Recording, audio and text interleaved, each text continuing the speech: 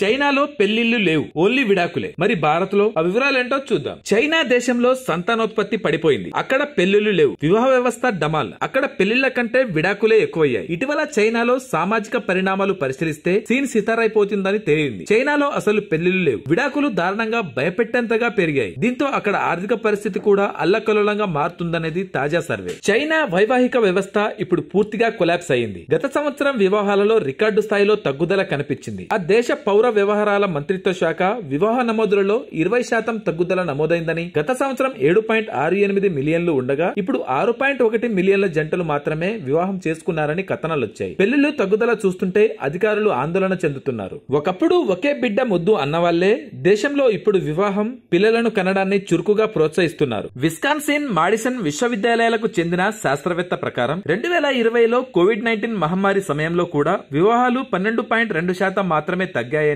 గత సంవత్సరం చైనాలో వివాహాల సంఖ్య 2013లో నమోదైన 13.47 మిలియన్లలో సగం కంటే తక్కువగా ఉందని గుర్తించారు. ఈ ధోరణి కొనసాగితే చైనా ఆర్థికంగా చితికిపోతుంది, రాజకీయంగా వెనకబడిపోతుందని భయపడుతున్నట్టు నివేదిక వెల్లడించింది. చైనాలో విడాకులకు వెళ్లేవారి సంఖ్య పెరుగుదలను కూడా ఈ డేటా వెల్లడించింది. గత సంవత్సరం 2.6 మిలియన్లకు పైగా జంటలు విడాకులు తీసుకున్నారు. ఇది 2023 నుండి 1.1% పెరుగుదలను నమోదు చేసింది. చైనా తన జనాభా సవాళ్లతో పోరాడుతున్నందున యువతరంలో వివాహం, పిల్లలను కనడం, కుటుంబ విలువలను ప్రోత్సహించడంలో అధికారులు తీవ్ర పోరాటాలు సాగిస్తున్నారు. Thanks for watching.